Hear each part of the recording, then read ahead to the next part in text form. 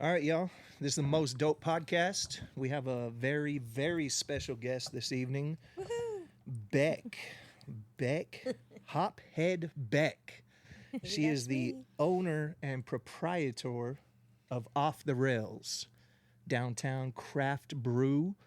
Um, and there's a bit of a fusion with her hops and her music.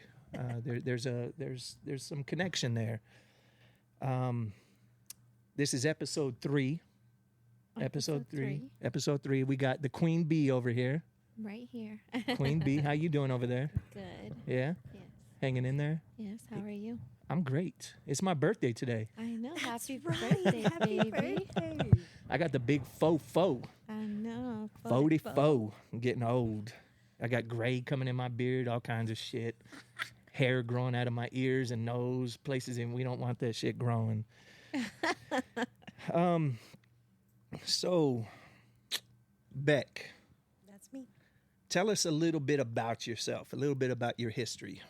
Oh gosh. Okay. So, I think when it comes to me and my love for beer is because I've always been anti-club. So, take me to a brewery. I'd rather do that and chill than as opposed to go have some cocktails where people might bump into me and the music's too as opposed to All right.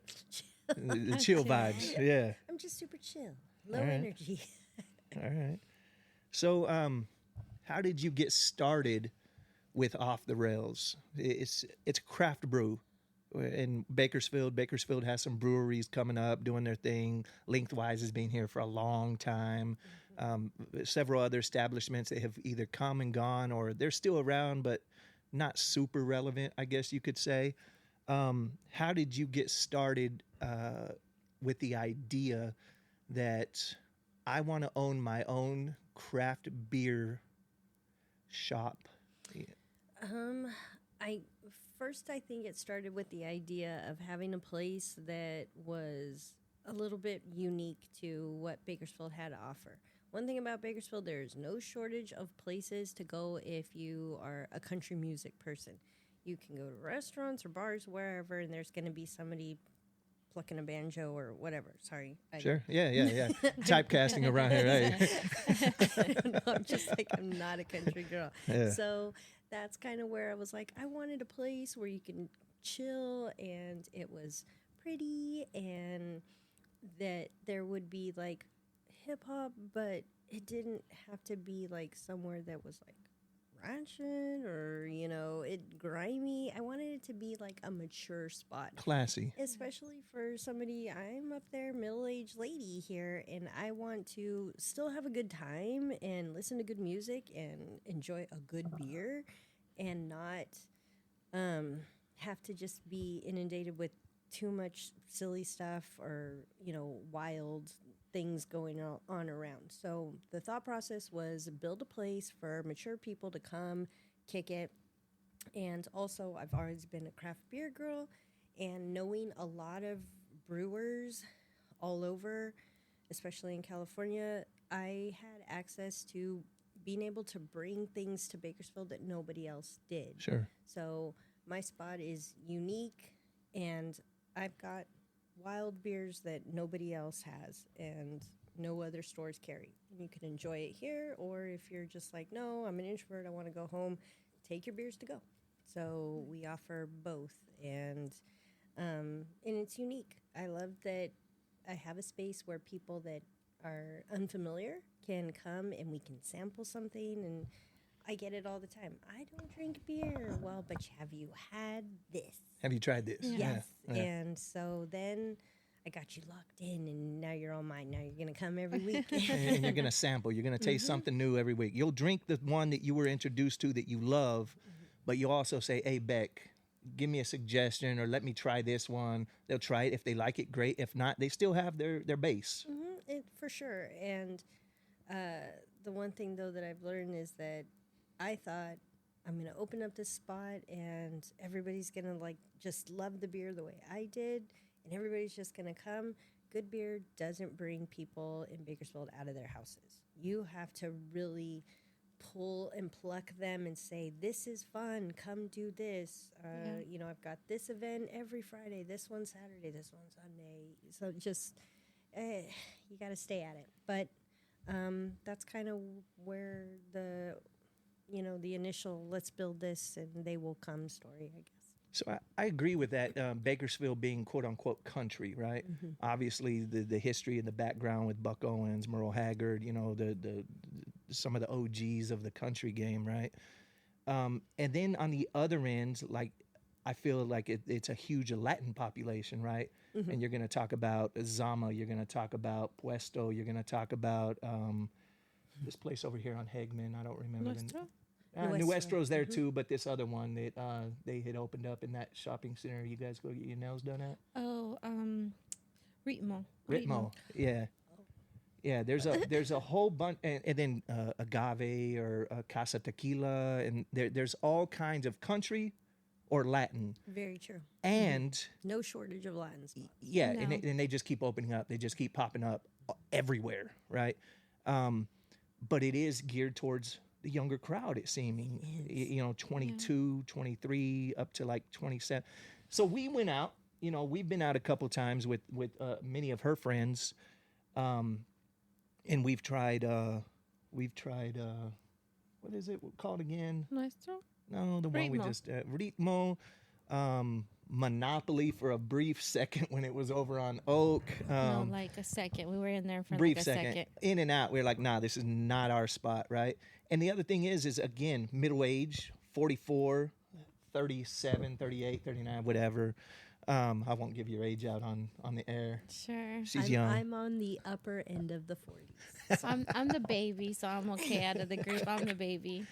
But yeah, we go into these establishments looking to have a nice evening, a nice time, things of that nature, and it's too rowdy. It's too young. And then I go in there and I'm like, I feel like people are looking at me like, who's this old man?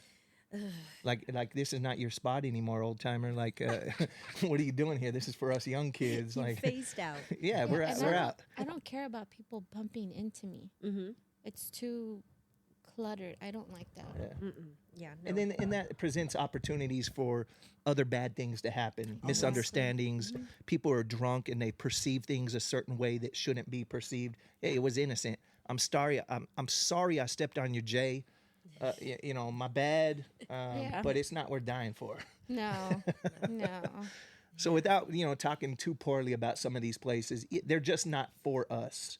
And we do like the older. We've been to Foxtail Lounge. Oh yeah, that's super chill. That's a chill place, right? And I think Crash. Crash is pretty chill for the most part. love Crash. The couple of times that we've been there. But one of our big influences in what we love is out in Ventura. It's called Rocks and Drams. Oh yeah. Love Rocks and Drams because it's very mature, very classy. They have DJs in there. They'll do vinyl sets, and they're doing R&B. They're doing neo soul. They're doing real laid back, chill, nice music with substance, right? And again, I'm gonna get in trouble with some of the viewers of like, hey, what do you mean music with substance? You don't think Little Xan or somebody has substance? No, I don't, motherfucker. I don't. But that's true. You know what? You guys would like the Gold Line. Where Gold is it? Line Bar. Is it Eagle Rock? Ooh, it's the Stone's Throw Okay. spot. So we'll find that for you so that you can make sure to check that out. Yeah, they do vinyl sets and they definitely have some really good guest DJs will pop in. I think Psycho Les is there once a week, and I know House Shoes have been there, of course. And but good DJs that know how to just read the room, of a good energy. We're not trying to twerk on the bar or do Exactly. those things or Yeah. make your elbows touch your knees, whatever. But we still, if we're in our 40s, we want to go out and have a good time and listen to some music and at a tolerable volume level. Where And we can still communicate. we're at, I think, maybe at an age where we are valuing our time with our friends. So we want to like kind of get all of our friends together and talk and be like, wow, this was a week and all this shit happened. And, but hey, don't you love this song? I love this song. And it makes me think about that, about whatever. Yeah. Whereas you've got to love your 20-somethings. Of course, they're just trying to get out and move and get dressed up and Meet somebody, get the attention of the, whoever they want, opposite sex, not the opposite, whatever. Yeah, whatever your preference. But they're out having a good time. I mean, I know in my 20s, yeah, I did that. But I grew up super young, so we were going to La Movida for college What night. was it, Aldo's? Yes. Aldo's, La Movida. Yeah. I was talking to a DJ that used to DJ there during that time and telling him, like, that shit wouldn't fly nowadays. College night? We went to college night because my husband, he was 18 when I was 16. So in order for us to get into the club, you had to go on a Thursday. It was college night where 16-year-olds had the wristbands and we couldn't drink, of course. But that shit would not It doesn't fly nowadays. No. And so, yeah, I feel like I grew up young, clubbing at 16. And so in my 20s, just midway through it, I was already like, I'm ready to be a mom. Like, this is crazy. And but the younger 20-somethings nowadays, they're out and heavy in numbers. And so, yes, there's not a shortage of places to go if you're looking to drink and have a good time and, just keep it going. Like over pours, whatever. You're out there doing too much. Your drug of choice. Yeah, all that good stuff. I guess that's cool. It's not for me. So I avoid anything where high heels are a requirement. No, thank you. If I can't go in my Vans, then I ain't going. Yeah, you got to be comfy. Yeah. And we're at that age, again. I need a supportive shoe. Yeah. At that age. We're going to the Skechers store. Memory foam. What are those cloud shoes? They got all kinds of expensive have the memory shoes. foam Yeah. in there. The Vans have to have the comfy cush, or else I ain't doing it. Yeah. But yeah, we, again, middle age, we're in relationships, either married or deep in, fiance, We're not out there trying to meet anybody. And yeah, we just want to spend some quality time with some quality people. Yeah. Yeah. Let me ask, you mentioned that you used to escape Bakersfield quite a bit. Mm-hmm. You lived your life here. Then on the weekends, Friday, Saturday, Sunday, you'd jet out, go wherever. What was your favorite spot? Oh, gosh. I love visiting Santa Barbara. Okay. Ever since I was born, every summer we would spend a week in Carpinteria, Santa Barbara area, and we would it was just like tradition. So when I got married, I told my husband, this is where we go, this is what we're doing. He had never been to any beach other than Venice Beach, and he was like, no, it sounds boring. I was like, there's other places. Yeah. Trust me. And so then I just love it there. It's pretty, it's chill, and there's like an area called the Funk Zone where you could just walk to multiple breweries and restaurants. And so our favorite thing would be to stay in a hotel in that area, and we never have to get in the car for days. No Uber, no car. You just walk up and down. Yeah. Yeah. Walk off your beer and your snacks and whatever. And it's just so pretty, and the weather's always great. But that was always a fun, vacation spot. I have my favorite breweries that I like to visit when I'm in this SoCal area, and sometimes some of the spots maybe didn't necessarily have the greatest beer per se, but just the vibe and the art and the music. It was I just want to hang out here. The all entire day. experience as a whole, The overall. experience. Yeah, absolutely. And that's kind of where I was inspired when I make my place. Maybe people don't like craft beer, but they keep coming back, and they'll find something that they like, or find a reason, or find a friend that they want to bring because they came on arts and One of your crafts theme day nights. or whatever, and had a good time, and just enjoyed the experience and the vibe. All right. So we were talking about favorite hip hop artists, albums, soundtracks, things like that. I told you one of mine is the Roots. Roots, huge. One of their albums is called The Tipping Point. And the tipping point is that point where everything happens. Everything happens at that tipping point. And then, a result happens at the end of it. What was your tipping point, if you will, opening Off the Rails? Where were you at? What were you doing? Who were you talking to that said, you know what? Fuck it. I'm going to go downtown. I'm going to find a spot, and I'm going to open up my own craft brewery. I guess I kind of had a couple of tipping points, but number one being to take that leap was that my kids were getting older and moving on with their lives.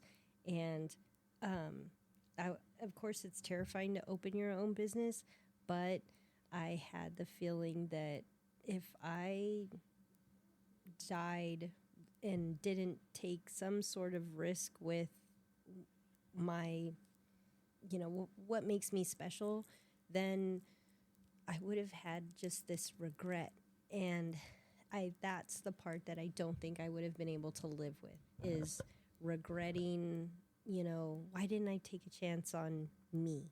Why didn't you bet on yourself? Why didn't I bet on myself? Because I do think I'm kind of kick-ass. And I think that's kind of what makes me special. And, but damn, in retrospect, you do open up a lot of just doors of exposing yourself, and you try to stay positive as being a creative soul and saying, I made this beautiful thing, now everybody come. And then when people don't, then you're just like, well, shit, I guess I might as well go beg for my job back. But I'm still in the grind. I'm still in the fight and still trying to continue on making this something special. But that was probably like the big motivator, is, do I want to live with a life of regret for not just trying? And then the other thing, here in Bakersfield, the breweries and places to go if you want to enjoy craft beer, not so much climate controlled. You go to breweries and it's kind of got that outdoor feel. Sometimes it's kind of garagey. They got that big garage door that swings up, and it's just whatever the weather is, it is. And they have some fans, but it's not AC. If it's brew day, forget it, because the humidity is yikes. And I am a natural curly girl, and I would walk out like Mufasa at the end of the day. And then, oh gosh, do not tell me my place has misters or whatever. Then that's a hard no for me. You have misters, I'm not coming to your establishment. Yeah. And so, that being said, though, wintertime too, I still want to enjoy a cold beer in December, and if I have to wear a parka, then that kind of takes away from the experience. So, I was like, I'm going to have central air. And it's going to be great. And then it's going to be so toasty warm in December that everybody's going to be fine drinking mimosas if it's 50 degrees outside. Sure. So having a space that was climate controlled was definitely another thing that I was like, this is going to be a big seller. What's your ideal temperature? 76. 76 on the dot. No, wait, that's like outside, like a good day for me. All right. My AC in the bar stays at 69. Okay. All right, that's we kind of live like that. We live like that quite a bit. It's nice and chill. What's some challenges that you have faced since opening? Gosh, there's so many. I mean, there's a ton of challenges even when it comes to just like dealing with city and the county and all of the different entities that you have to make happy, and then just when you think, yay, I did everything right, then the fire department walks in. They spring something else on you. And I do my best to try to stay on top of things, but being a new business owner and just starting from scratch, a lot of the time it's very much a begging for forgiveness. Oh, I didn't know you couldn't do that. Sure. Yeah. And little slap on the hand. Yeah. And then of course there's times when I have to throw out, some name drop some family members or whatever I can, just to be like, please, please don't shut me down. And which it works sometimes. But those are challenges. And then the biggest challenge is the things that are totally out of your hands, things that you can't control. Yeah. And in the last 2 years, we've had some of the wettest rainy seasons, the longest rainy seasons. Yeah, all the lakes are filled. Yeah. Which people don't like to drive in the rain in Bakersfield. We're not one of those towns where it rains so much We're that not in Washington, Seattle. No. Yeah. If a sprinkle starts happening at 5 p.m., everybody's going straight home.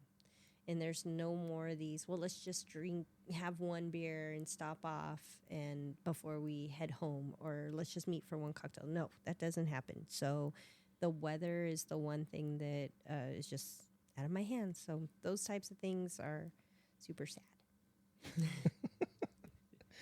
What's your most memorable memory so far? Off the Rails has been open for almost 3 years now. Almost 2. Okay, so almost 2. What's the biggest highlight? What's the biggest memory? What's the if you were to leave everything today, what's the one thing that you're going to remember that's going to bring the most joy to you? This year, for my birthday weekend, I wanted to make sure to get like my favorite entertainment on the stage, which was the Funk Freaks. Okay. I love the Funk Freaks. They're a group of DJs that play all vinyl 80s funk and deep cuts and all that fun stuff. So, some people find this hard to believe. I do like to drink beer. I don't like being drunk. So, yeah, that's fair. Yeah. So, I do like to have that one day a year, my birthday, where I'm like, I'm going to get a nice little buzz and have a good time. So it's really, really stressful, though, when we have these busy, busy days. So I made sure all hands were on deck, and my friends kind of took me out to some of the surrounding little spots around downtown so that by the time I was ready to go and have some fun, the party was already started, DJs were on the stage, and I didn't have to worry about, any of it. All right. So this year, for my birthday, Funk Freaks were on stage. I walked up, and the place was packed. There you go. And it was probably the most packed. Honestly, yes, I think it was the most packed it had ever been.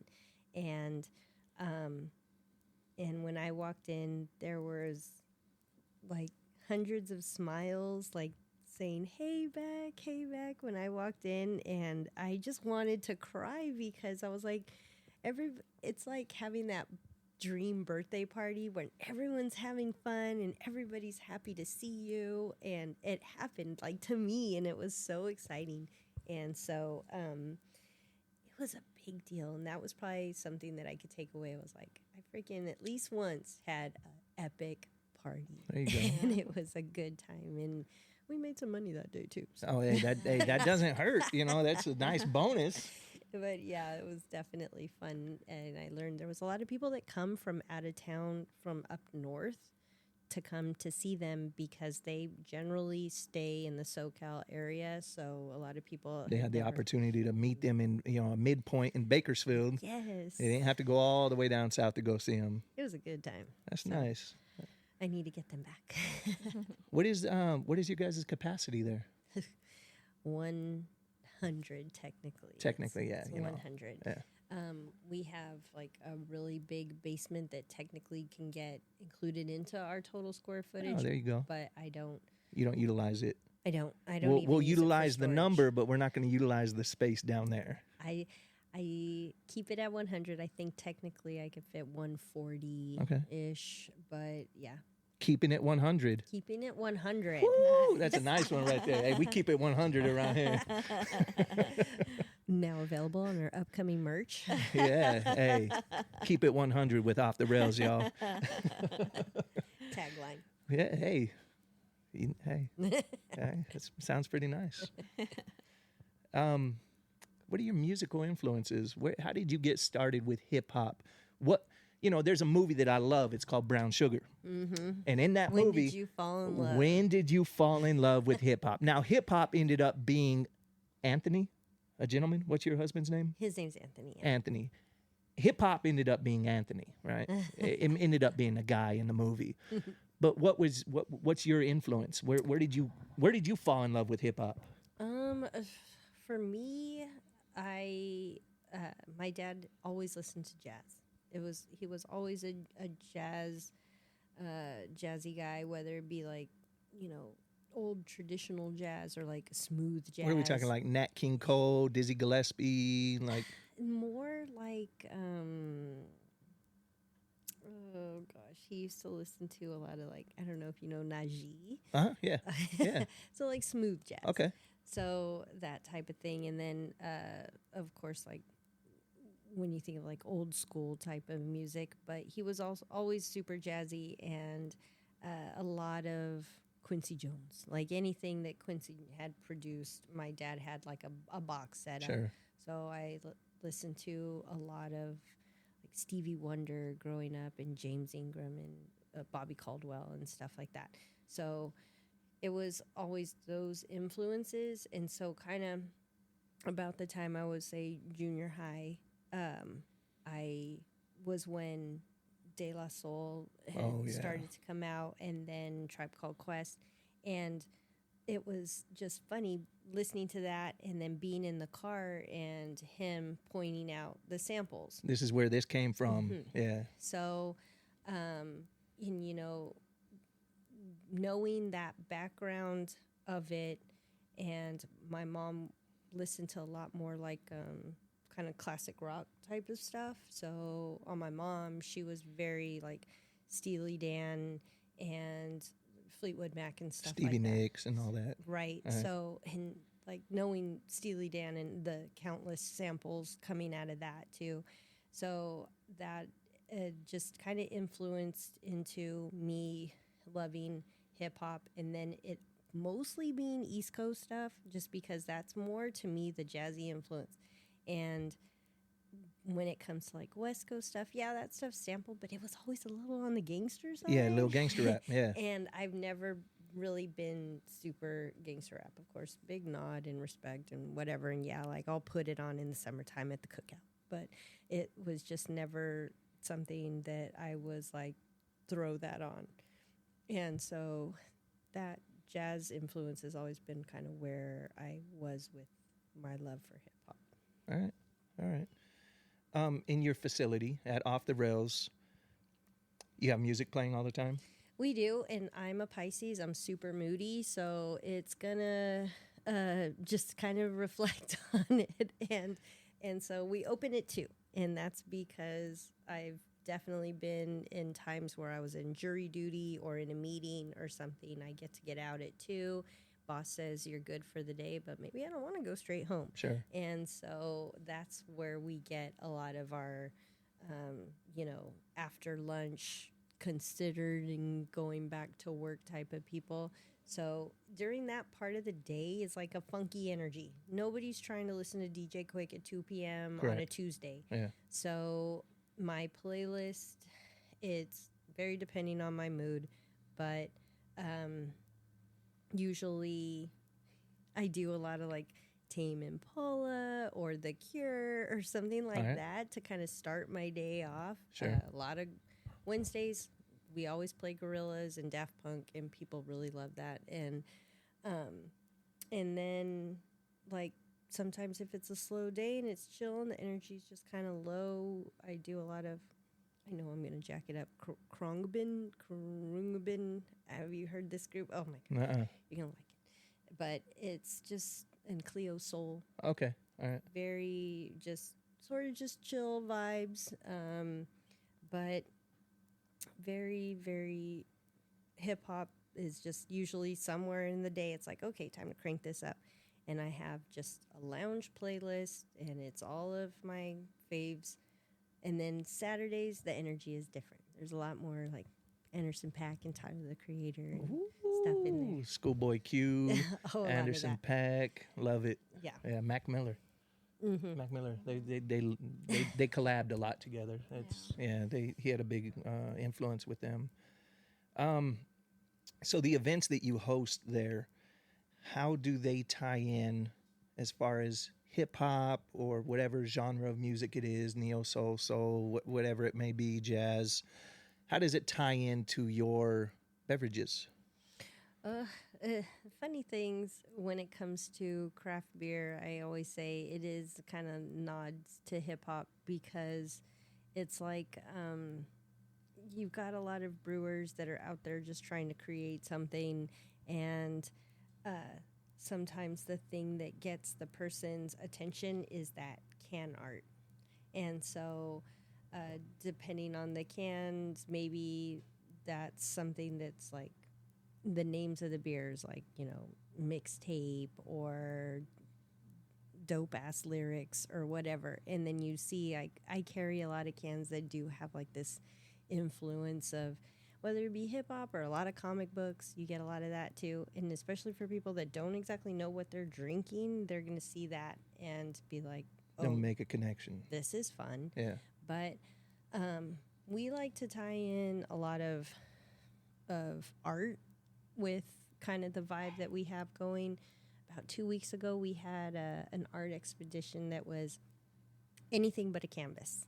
And so we had people drawing on boxing gloves, skateboards, Anything but you a canvas. name it. Yeah. And the displays they put on were really, really great. But since we had a lot of local artists, I said, hey, I'm going to throw out some sketchbooks and some markers on the table. And then that day we ended up having a bunch of like graffiti artists and writers and stuff come out, and it just turned out to be a whole like support your local tagger day or whatever. And it was so fun. The energy was just creative. Everybody was drawing and scribbling and showing each other their art and then selling some of their art pieces. And I had a lot of tattoo artists that come in too, because of course we're downtown. And so it's just kind of lends to just the creative aspect. We always have this good music going to where people are like, let's just sit down and paint a picture. Sure, why not? I got some paints right here. Awesome. And I just keep them in a little cabinet. We have some little board games and simple stuff. And then Do you have Uno? Of course. Yeah, you gotta have Uno. We love Uno. It's funny when I tell people, it's a chill spot, so we don't have a lot of drama. But when I hear people yelling and I like peek around the bar, it's because the Uno cards are out. Yeah.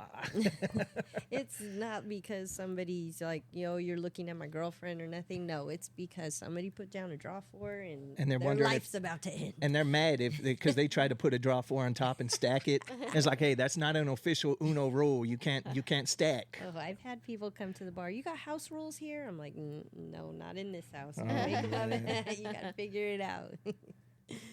Hey, how about give me a couple specific beers that you would suggest to pair with some like De La or Tribe or So it's funny. I had this one. It was from a brewery in El Segundo, and it's called Left My Wallet. And the can art looks like the squiggly lines from the Tribe thing. But gosh, there's just so many. That one's tough. But yeah, I'm gonna put you on the spot, girl. so okay, I'm pairing a beer with a soundtrack. Yeah. Ooh.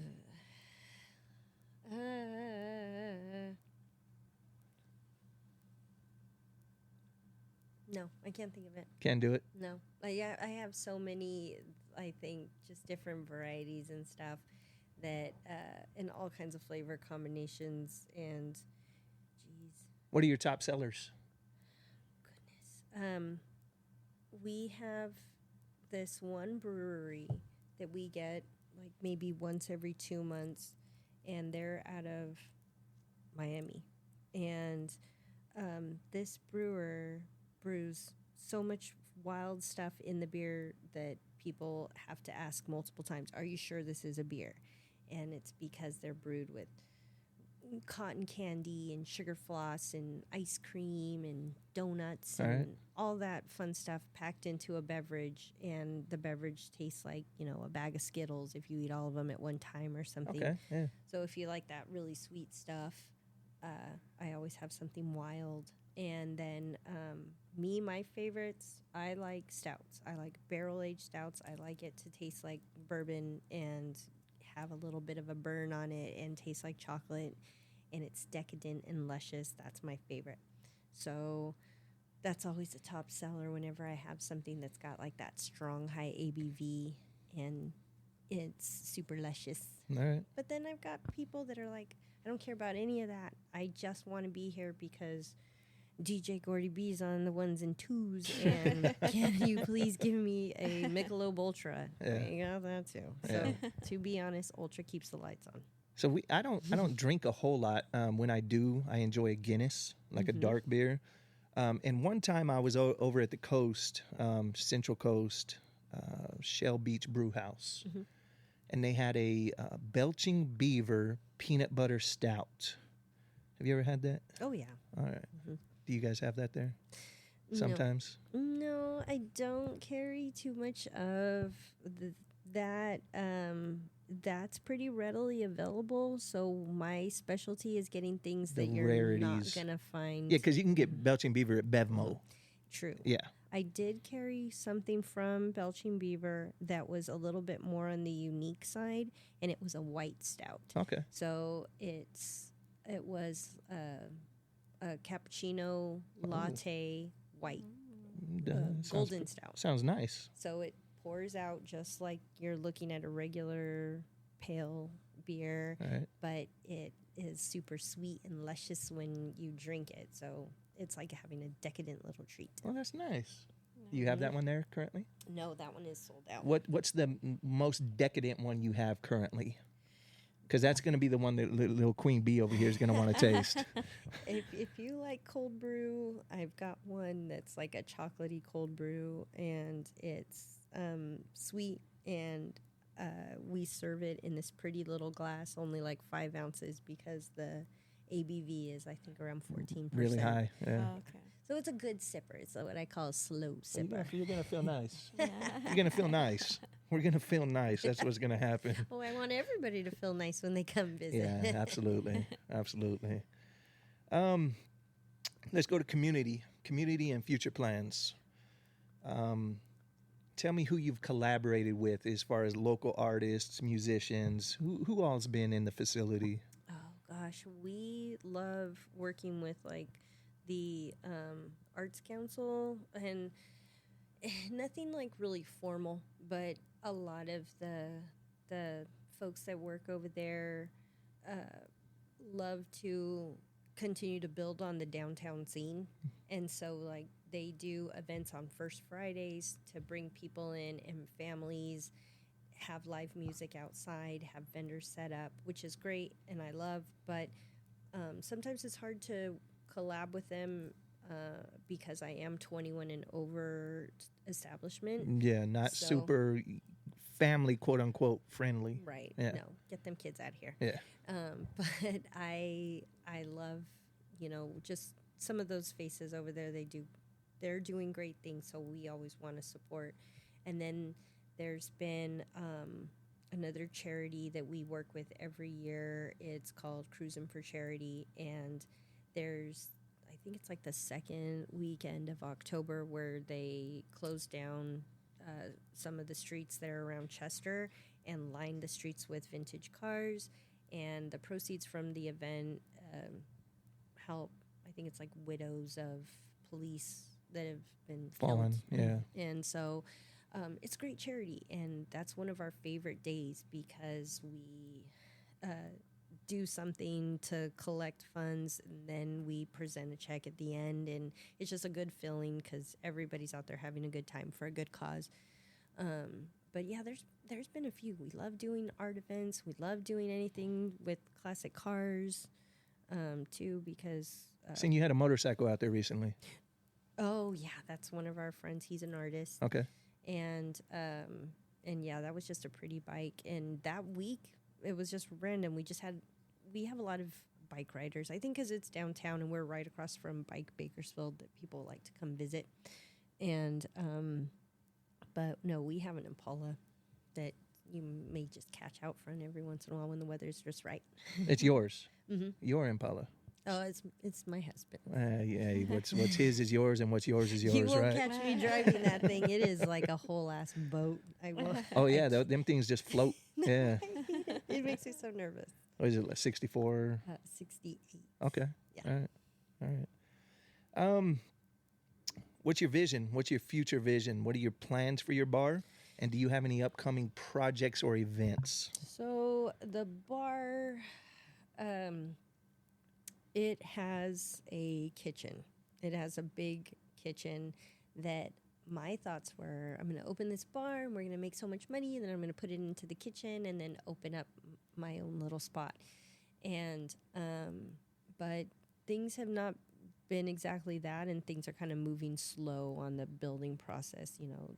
So the plans are to just kind of keep moving forward and come to a point where we probably would need to partner with somebody that is more familiar with the kitchen aspect and the food and all that fun stuff, and then get the kitchen open so that we can be a lounge and kitchen. Absolutely, a one-stop shop. Yeah, so that people will kind of, you know, they don't feel the need to come drink because they want to come hang out. And even though we have a good amount of like alcohol-free options,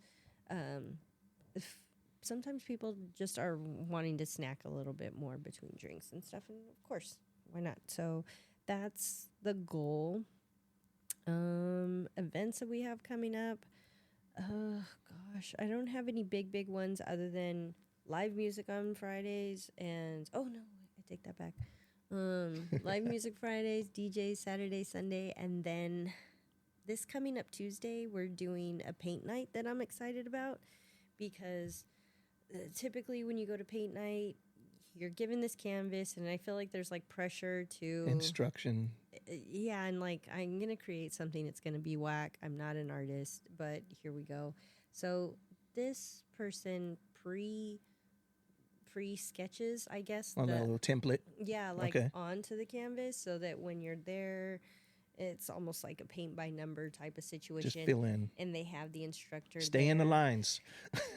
It's exciting because then you don't feel like you were a major disappointment when you walk away. Like, I wouldn't even put this up in my bathroom, much less like anywhere in my house. This, I think people are going to walk away and be like, I got my money's worth. I got a beautiful piece of art that I did myself. And so that's coming up on Tuesday. You still have spots open for that? Yes. Okay. And what's the cost? What's the range? I think that one is $35, and you get a free pour. You get your canvas and the tutelage of learning how to apply the paint. Sure. And the free pour. And that's coming up next Tuesday. Actually, this Saturday we have a beer garden plant in cans thing. And Sunday, Reggae Day Fade with DJ Cordy B. Hey, I'll be there. I might show up. You know, I want to go check this guy out. I don't, you know. I've heard things. All right, and you guys tend to have some food vendors that could pull up outside, right? Sometimes hit and miss. Are a struggle. Okay. It's a struggle. We had our regular truck every day, but we have had to temporarily move away from that truck, and we're kind of in search to find a new one. Sure. It's just the city's kind of coming down with some strict rules, and so it's hard to be downtown to have a truck, and it's just a struggle as it is. You know, food trucks right now, when it's triple digits, it's hard. Yeah. and sometimes these guys are like, not really looking to do all that. So you mentioned future plans, opening up the kitchen, getting the kitchen going, getting a menu, everything else. What is Beck's hip hop meal? Gosh, hip hop meal. I like any meals that consist of food. I don't know, a T-bone steak, cheese, eggs, and Welch's grape. Hey, there you go. Yeah, hey, pulling out the lyrics. Yeah, Biggie. That sounds like a good hip hop meal to me. Yeah, that's not bad. Yeah, that's not bad. What advice would you give somebody looking to start their own craft beer or wanting to combine their passions in business? So for you, it's craft beer and hip hop. You know, what suggestions might you have for somebody? What advice? Just find what makes you unique. All right. Find that thing that makes your space stick out from anything else, and then just kind of run with that. And but at the same time, don't be sad when that one thing also is the reason why people don't come. You know, that part's tough. All right. So final thoughts. Is there anything you'd like to share with your listeners today? You know, we talked about several of the events that you have coming up, you know, things of that nature. I'd say final thoughts are, of course, it's hard for somebody to be out there and support everybody. And when money's tight for everybody, like especially just in Bakersfield, I think in general, but doing what little you can to support a small business helps tremendously in a bigger way that you can imagine. Like, for example, I don't go to Starbucks. There are too many great little coffee spots downtown, ones that have drive-throughs, ones that make their own pastries, and ones that have just something unique. And you're helping like a family, that somebody that tried to do something unique and Follow bring their something passion. cool. Yeah. And that's big. So for me, I have a lot of family members that say, you know, maybe they don't drink craft beer, or maybe they don't go out or do much, but they'll come in and maybe buy a can of Go or a gift card for somebody, or shirt, merch. Love that. And just support in some way that you can, even when it comes to just the small things like getting a cup of coffee, or, you know, buying thrifted clothes, even things like that. Support your local venues that have music, because what would we do if there weren't these creative places? Then we would just like all live in a chain store or whatever. So don't be afraid to go downtown. So many people are afraid to go to places where there's maybe not necessarily a parking lot right next to them. Get away from strip malls. Go park in a garage and just take a walk. Do something different. So final thoughts are just definitely get out there and support the unique places that make your community special. All right. Where can everybody find you, both physically and social media? I live at the bar. I am on 18th Street between Chester and I. But I'm heavy on my social media. It's free, so I am posting. If you're on Instagram, you can definitely find Off the Rails Bakersfield there, and always find my monthly calendar. So plan ahead, the week events, and then highlights of some fun stuff that we've had.